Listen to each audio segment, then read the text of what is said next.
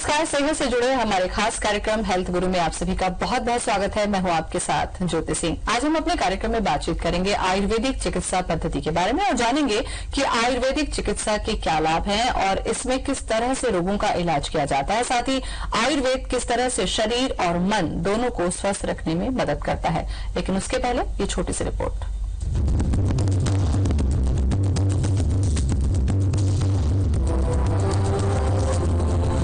आयुर्वेदिक चिकित्सा पद्धति को भारत की प्राचीन चिकित्सा प्रणाली के रूप में जाना जाता है। आयुर्वेद चिकित्सा न सिर्फ लंबे समय तक आराम पहुंचाती है, बल्कि स्वस्थ जीवन जीने में भी मदद करती है। आयुर्वेदिक चिकित्सा के कई लाभ हैं। इसमें स्वस्थ और लंबी जिंदगी के लिए जड़ी बूटियों की मदद से इलाज किया जाता है। ये शरीर और दिमाग को तंदुरुस्त रखने में मदद करता है। आयुर्वेद से कई गंभीर बीमारियों को जड़ से खत्म किया जा सकता है। आयुर्वेद में प्रयोग होने वाली दवाएं वनस्पति और पेड़ पौधों की मदद से बनाई जाती हैं। इनमें किसी भी तरह के केमिकल का इस्तेमाल नहीं किया जाता है। आयुर्वेदिक चिकित्सा पद्धति में जड़ी बूटियों से उपचार के साथ ही संतुलित आहार और यौगिक श्वसन का भी बहुत महत्व है। आयुर्वेदिक चिकित्सक इलाज करने से पहले रोगी का व्यक्तिगत और चिकित्सकीय इतिहास अच्छी तरह से जान लेते हैं। चिकित्सक हर मरीज की शारीरिक और आत्मिक प्रवृत्ति को समझकर ही इलाज करते हैं। आयुर्वेदिक चिकित्सक रोगी की नाड़ी का गहन अध्ययन करते हैं। आयुर्वेद में नाड़ी का अध्ययन बहुत महत्वपूर्ण है, जो शरीर में कार्यरत 3 मूलभूत तत्वों में संतुलन को दिखाता है। आयुर्वेदिक चिकित्सा की एक व्यापक व्यवस्था, जिसे पंचकर्म कहते हैं, इसका लक्ष्य पूरी तरह से शुद्धिकरण और कायाकल्प करना होता है। वैसे तो आयुर्वेदिक चिकित्सा पद्धति को अपनाने से कोई विपरीत प्रभाव नहीं पड़ता, फिर भी दर्द, मुचली या दस्त की गंभीरता में चिकित्सक से सलाह लिए बिना दवाइयों का सेवन नहीं करना चाहिए। आयुर्वेदिक नुस्खों को अपनाने से पहले किसी चिकित्सक की सलाह जरूर लें। Report IBC 24। और आयुर्वेदिक चिकित्सा के जरिए अब गंभीर बीमारी की भी इलाज की संभावना लगातार बढ़ती जा रही है और इससे जुड़ी जानकारी देने के लिए हमारे साथ स्टूडियो में मौजूद हैं आयुर्वेदिक चिकित्सक डॉक्टर अमित शर्मा। डॉक्टर साहब, बहुत बहुत स्वागत है आपका।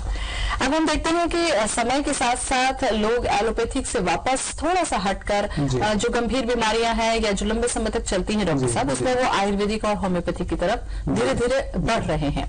क्या ये प्रकृति से करीब ले जाने की प्रक्रिया है? क्योंकि प्रकृति से जुड़ी जो जड़ी बूटियां, तमाम जो चीजें हैं, वही आयुर्वेद में अगर वो फायदा न भी करिए एटलीस्ट तो नुकसान तो नहीं करती हैं। इस बारे में मैं आपसे जानना चाहूंगी। ऐसा है मैडम कि क्रोनिक जो डिसीज है उसमें लंबे समय तक मेडिसिन लेने से एलोपैथिक में क्या साइड इफेक्ट ज्यादा होते हैं। तो हर्बल मेडिसिन लेने से कोई साइड इफेक्ट नहीं है और शरीर उनका जल्दी इम्प्रूव होता है। शरीर की ताकत बढ़ती है उससे, तो जल्दी पेशेंट जो है उसमें स्वस्थ लाभ महसूस करता है, जल्दी हो जाती है। जब भी हम आयुर्वेद की देखते हैं तो हमें लगता है कि वो जड़ी बूटियां और कसेले जो आसन होते हैं वो हमें पीना पड़ेगा, लेकिन एक खूबी यह है कि नाड़ी देखकर ही डॉक्टर जो है वो बीमारी पहचान जाया करते हैं और शरीर में जैसा कि हम जानते हैं 3 दोष होते हैं, उसके आधार पर ही ये होता है। तो ये किस तरीके से पूरी प्रक्रिया होती है, इसके बारे में थोड़ा सा विस्तार से हम चर्चा करें, फिर बीमारी की तरफ बढ़ेंगे। ऐसा है मैडम, इसमें मानव शरीर में 3 दोष होते हैं, वात, पित्त और कफ। तो वात, पित्त, कफ में कौन से माने जो दोष है उनमें प्रकोपित है, उसकी शांति के बाद ही रोगों का निदान किया जाता है। अगर कोई दोष, तीनों ही दोष में अगर किसी एक दोष का जो नियम है, जो मात्रा है, वो अगर बढ़ी है, वो कम हुई है, तो क्या इससे जुड़े दोष जो है वो शरीर में विकार उत्पन्न करते हैं, बीमारियां उत्पन्न करते हैं? तो उसी से जुड़ी इलाज आप करते हैं, तो उसमें वो राहत मिलता है। गंभीर कौन कौन सी बीमारियां आप देखते हैं डॉक्टर साहब जिसमें अब आयुर्वेद काम कर रहा है? कैंसर के पेशेंट हैं, है ना, कैंसर के जो मरीज आते हैं सर्जरी के बाद या कीमो के बाद उनको प्रॉब्लम बढ़ जाती है, तो अपनी आयुर्वेदिक मेडिसिन से अच्छा इम्प्रूवमेंट होता है उनको। और जो साइड इफेक्ट वगैरह तो इसमें कुछ है नहीं और जल्दी आराम महसूस करने लगता है। बहुत से पेशेंट इसमें ठीक भी हो। इसके अलावा और कौन कौन सी बीमारी है? इसके अलावा शुगर वगैरह के पेशेंट आते हैं, हेपेटाइटिस बी वगैरह के पेशेंट आते हैं, तो सब बिल्कुल। कैंसर पर ही चर्चा मैं इसलिए करना चाहूंगी डॉक्टर साहब आपसे, क्योंकि कैंसर एक ऐसा भयावह रोग है जिसके नाम से ही लोग डरते हैं और कि इसका जो ट्रीटमेंट होता है उसके साइड इफेक्ट भी हम देखते हैं कि बहुत ज्यादा होते हैं। तो शुरुआती स्टेज में इसको पता करने से लेकर इसके जो ट्रीटमेंट का जो पूरा प्लान होता है, जो पूरी योजना होती है, ये किस तरीके से आयुर्वेद में होती है? स्टार्टिंग में तो जैसे कहीं भी छाले हैं, घाव है, गठान है, जो घाव भर नहीं हुआ है, तो इससे अपन अंदाजा लगाते हैं। फिर आजकल एलोपैथिक में टेस्ट वगैरह जो बायोप्सी वगैरह होती है, उससे कंफर्म हो जाता है कि भाई कैंसर है ये। तो अब पेशेंट क्या है, फिर अपनी इच्छा अनुसार ऑपरेशन से कराना चाहे या आयुर्वेद की तरफ जाना चाहे, तो आयुर्वेद की तरफ लोगों का रुझान बढ़ रहा है और बहुत से पेशेंट जो है आयुर्वेद में अपना इलाज करवा रहे हैं। अच्छा, कुछ बीमारियां कैंसर की ऐसी होती हैं जिसमें ऑपरेशन जरूरी होता है, क्योंकि पर्टिकुलर उस पार्ट से गठान या कुछ चीजें हैं इस तरीके से वो निकाल दी जाती है। हाँ, क्या उसके बाद आयुर्वेद में जाया जा सकता है? जैसे प्रॉब्लम बढ़ी हुई तो सर्जरी करके निकलवा लेना चाहिए, उसके बाद फिर शरीर में फैले ना हो, उसके लिए प्रिवेंटिव फिर उसका आयुर्वेदिक मेडिसिन स्टार्ट करने से वो जड़ से ठीक हो जाता है। बिल्कुल, क्योंकि कैंसर के जब हम इलाज की चर्चा करते हैं तो एक जो ट्रीटमेंट है कीमोथेरेपी। कीमोथेरेपी के बाद में जो पेशेंट है वो बहुत ज्यादा कमजोर होता है, उसका इम्यून सिस्टम जो है वो वीक हो जाता है और लगातार वो परेशान रहता है। क्या इसमें इस तरीके के इलाज के जो दुष्परिणाम है उससे भी निजात पाने की उससे भी निजात मिलती है? उसमें भी क्या है, कीमो के बाद जो साइड इफेक्ट होते हैं ना, तो उसके जैसे आयुर्वेदिक मेडिसिन शुरू करने से जो उनकी वीकनेस वगैरह है, खाना पीना बंद हो जाता है, उल्टी वगैरह होती है, वो सब प्रॉब्लम दूर हो जाती है। और कीमो के बाद आयुर्वेदिक मेडिसिन लेने से बहुत अच्छा अपने को रिस्पांस मिलता है।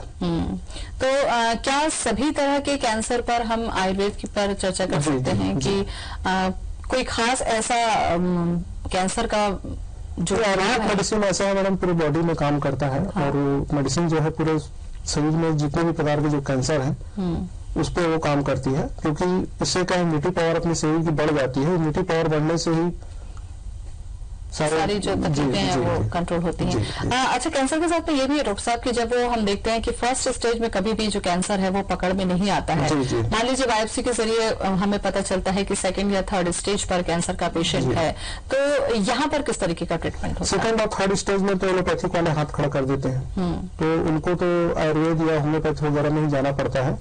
जैसे आयुर्वेद में अच्छा इलाज है इसका।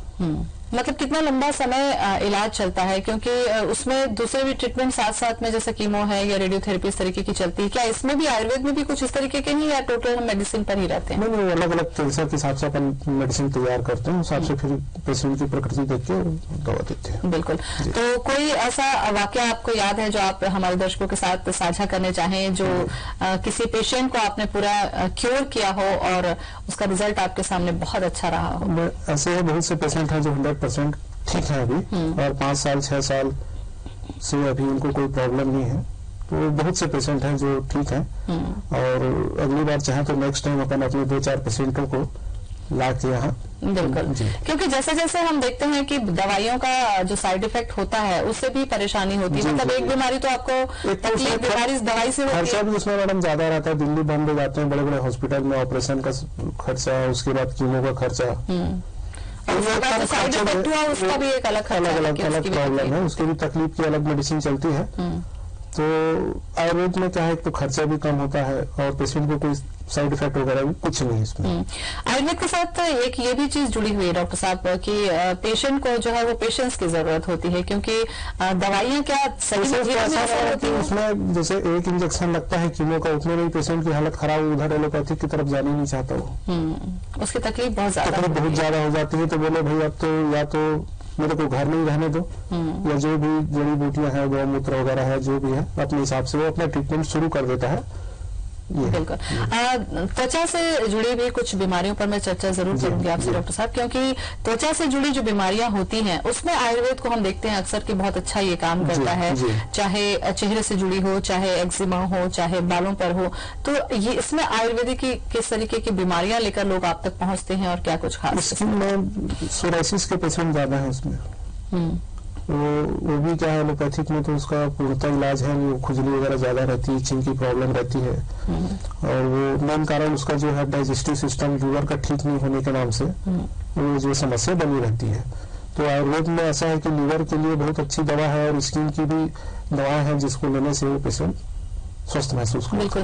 पेट से जुड़ी कई गंभीर बीमारियां भी होती हैं डॉक्टर साहब, क्या कोई ऐसी गंभीर बीमारी है जिसका जिक्र आप करना चाहें, जिसके इलाज आयुर्वेद में हम कर सकते हैं? स्टार्टिंग में पेट की गड़बड़ी मैडम क्या है, पित्त जो है प्रकोपित हो जाने से, मेन डाइजेशन है, डाइजेशन अपना सही है तो फिर अपने को कोई बीमारी नहीं होगी। स्टार्टिंग में लोग ध्यान नहीं देते, एसिडिटी वगैरह होती है तो नॉर्मली दवा वगैरह खा के अपनी बीमारी दबा लेते हैं, पर ऐसा नहीं करना चाहिए। स्टार्टिंग से ही अपने जो डाइजेस्टिव सिस्टम को ठीक रखना चाहिए। बिल्कुल।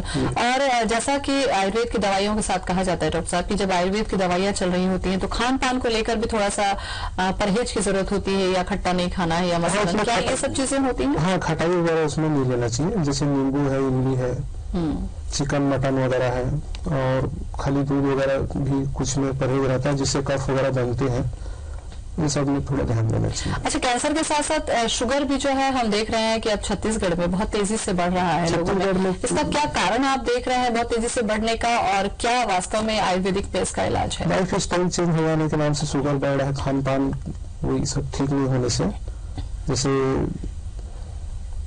इंसुलिन नामक हार्मोन जो है नहीं बनता, वजन बढ़ते जा रहा है उनका, लोगों का व्यायाम की कमी है, मानसिक तनाव ज्यादा है, तो इस नाम से शुगर के भी पेशेंट बढ़ रहे हैं। आयुर्वेद में इसके इलाज पर भी मैं आपसे चर्चा करूंगी डॉक्टर साहब। फिलहाल हम यहाँ पर रुकेंगे छोटे से ब्रेक के लिए।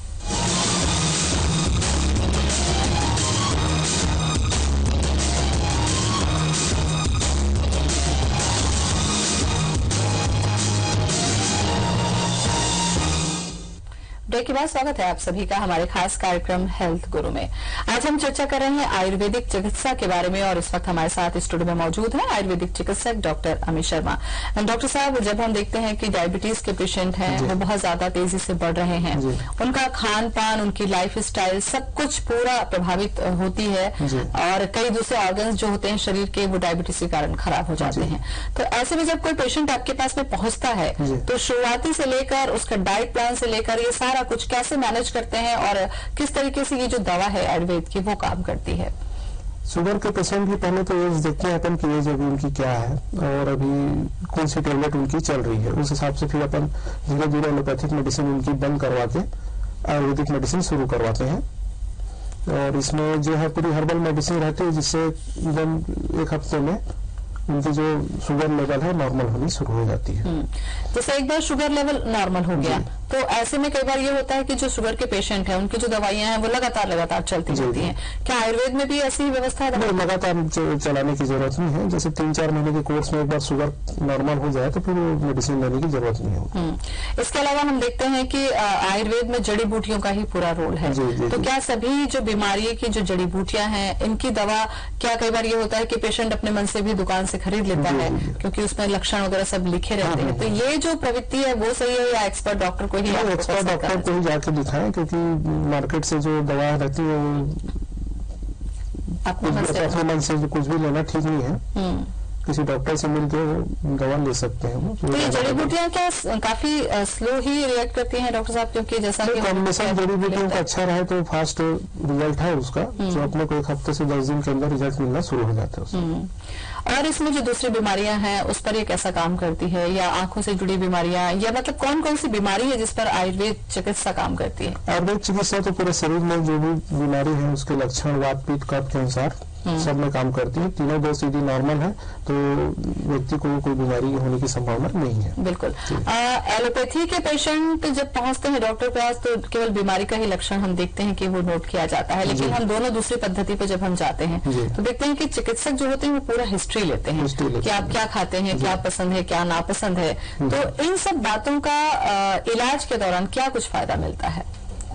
डाइट में तो बहुत जरूरी है परहेज करना, कि भाई अपन क्या खा पी रहे हैं, क्या खाना चाहिए क्या नहीं खाना चाहिए, उस हिसाब से फिर जो है उसका रोगों का निदान जरूरी है। तो डॉक्टर जब आयुर्वेदिक डॉक्टर जैसा कि आप लोग जब मेडिसिन प्रिस्क्राइब करते हैं तो साथ साथ क्या डाइट का चार्ट भी रहता है? या जो बीमारी के हिसाब से अपन बताते हैं कि भाई ये जो परहेज है आपकी जो बीमारी है इसके अनुसार ये सब चीजें आप ना लीजिए, और ये जो दवाइयां हैं आप कंटिन्यू करिए इसको। कई बीमारियां ऐसी होती है डॉक्टर साहब जो जेनेटिक होती हैं, जैसे कि कहा जाता है दमा है या शुगर है, वो पीढ़ी दर पीढ़ी आगे बढ़ता है, तो क्या इसकी हिस्ट्री भी जानना कई बार मददगार साबित? हाँ, इससे भी मदद जानकारी बहुत फायदेमंद रहती है, उस हिसाब से फिर दवा देने में भी फायदा होता है। अब हम सुन रहे हैं कि पंचकर्म एक जो चिकित्सा है ये ज्यादातर सुनने को मिल रही है, तो ये चिकित्सा क्या है और किस तरीके से ये काम? पंचकर्म करवाने से क्या होता है कि शरीर का शोधन हो जाता है, शरीर में जितने भी टॉक्साइड रहते हैं वो निकल जाते हैं, उसके बाद जैसे अपन जो भी मेडिसिन यूज करते हैं उसका असर जो है जल्दी होता है। तो ये कैसे करता है पंचकर्म? मतलब जब कोई करवाने पहुंचते हैं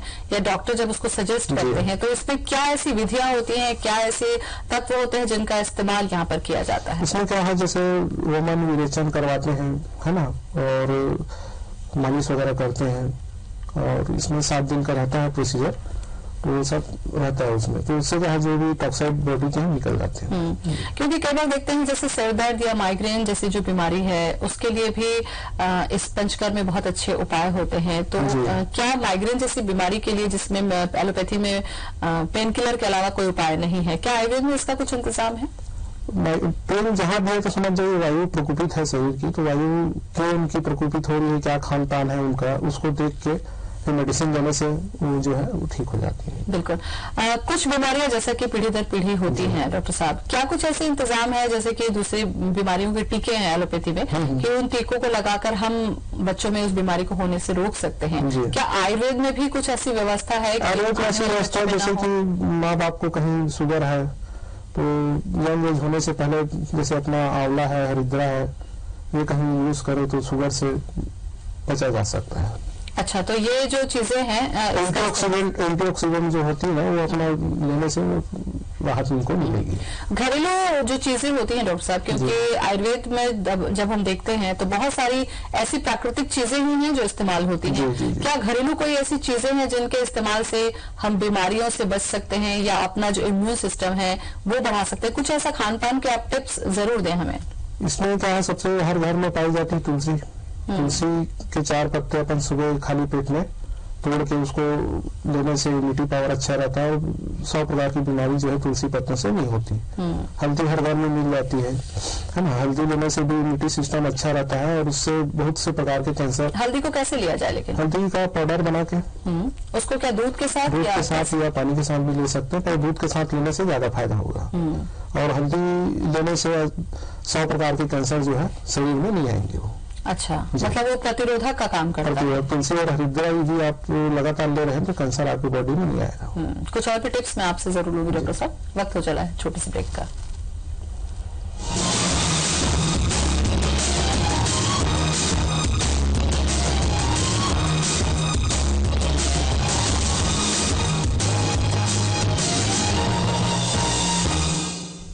ब्रेक के बाद स्वागत है आप सभी का हमारे खास कार्यक्रम हेल्थ गुरु में। आयुर्वेदिक चिकित्सा एक ऐसी चिकित्सा है जो बीमारी का इलाज तो करती है, साथ ही किसी भी तरीके का साइड इफेक्ट या शरीर में दुष्प्रभाव नहीं करती। और सबसे बड़ी बात है कि कैंसर जैसी लाइलाज बीमारी का इलाज भी अब आयुर्वेद चिकित्सा से संभव हो सका है। और डॉक्टर अमित शर्मा आयुर्वेदिक चिकित्सक हमारे साथ बने हैं। डॉक्टर साहब, कैंसर के मरीज पहले की तुलना में अब बढ़े हैं, काफी तेजी से बढ़े हैं। इसके पीछे क्या कारण, क्या लाइफ स्टाइल और क्या लोगों की जो रहने का तरीका बदला है, क्या कारण आप देखते हैं बढ़ने का? आजकल कैंसर की प्रॉब्लम होने का मेन कारण जैसे खाने पीने में खाद का प्रयोग ज्यादा कर रहे हैं, उर्वरक क्षमता ज्यादा बढ़ा रहे हैं प्रोडक्शन के नाम से, और वायु में प्रदूषण बहुत ज्यादा हो रहा है।